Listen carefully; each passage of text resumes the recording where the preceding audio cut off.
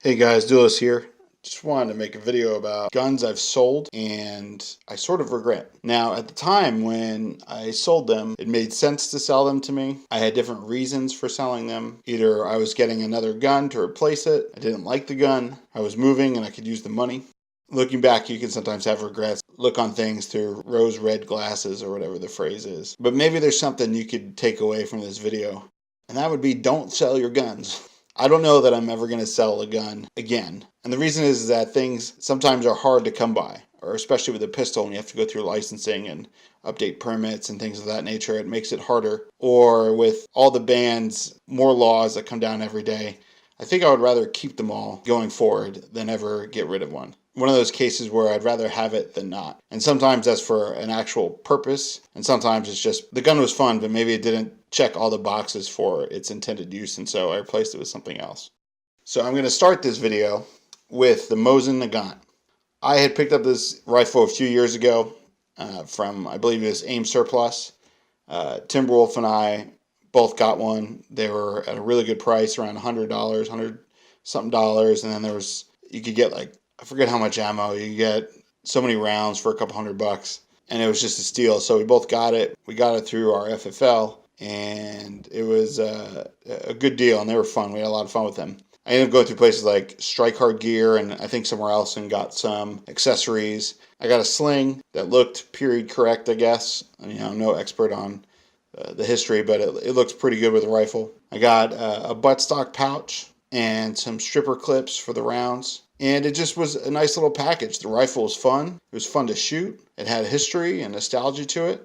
And it looked good too. I mean, for the money and the deal, I was looking recently and I could not find any deal that was close to it. Prices have gone back up. I don't know that I would have sold the gun if I had to do it again. I sold it to a friend of mine, and he has since moved away as well. He's a good guy, and I'm glad he has it, in a sense. We were blessing each other. He was buying it for me. I could use some extra money as my family and I were picking up and moving, and we needed some cash. And I'm also glad that he got to have it.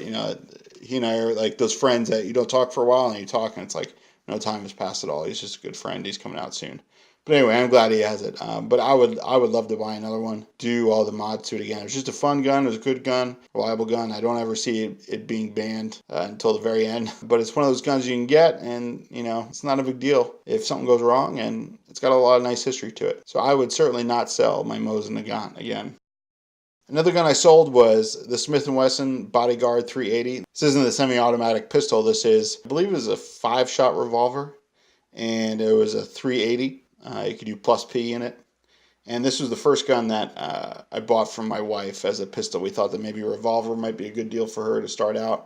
She was a little intimidated at first. Now she's all gung-ho. And it was nice. It was kind of a little pricey, and we had a few knocks against it, like the position of the laser, and it tended to kick your hand really hard, even with just 380, just the way the frame was. It just dug into our hands. But it was fun to shoot. It was fun to carry. I had a little holster for it, a little tiny little holster, cheap holster, and I'd stuff it in my pocket, and if I had to run out at night and get gas, I didn't have to put on a holster or deal with anything, and just stuff it in, good to go. Yeah, revolver, didn't have a lot of rounds, so reloading I was not a fan of an emergency situation, and people argue about that either way, but sincerely, I think you want a gun with magazines, especially with a higher capacity. But anyway, it was a fun gun. It's a nice little gun. We had fun shooting it when we went out shooting it. We sold it to get some money to get another gun for my wife. Because it didn't check all the boxes, we ended up getting rid of it and ended up taking a little bit of a loss on it. It wasn't too much. It was maybe $100 or $200 or something of a loss, and that's a decent amount of money. I think especially now, having more kids and more expenses, I make more money now, but even then, losing that kind of money on a trade is not worth it. I'd rather just go out and take the gun and then spend an additional amount of money on a new gun. There wouldn't be any savings there for me in the long run. And then you have to go through the permits and all that, taking it off of permits and putting it back on. But looking back, if I had that gun now, I'd be glad to have it as a backup. I'm not a big 380 guy, but hey, it would be nice to have, and it's one more gun for the range, for the arsenal, for a carry option, for a backup, for whatever. So the Smith & Wesson 380 Bodyguard, I don't know if I'd sell it again. I don't know that I would go out and buy it as a replacement. I certainly wouldn't do that, like I would the Mosin Nagant. But if I had it now and was shopping for another one, I don't know that I would sell it. Another gun that we hadn't sold was the Sig Sauer P250. Now this gun, we had sold the Bodyguard. We were looking for a replacement for that for my wife. We were shopping around between Glock and a few others at the time. We came across this one at a big box store. This was before I had an FFL who I could call friend, and FFL.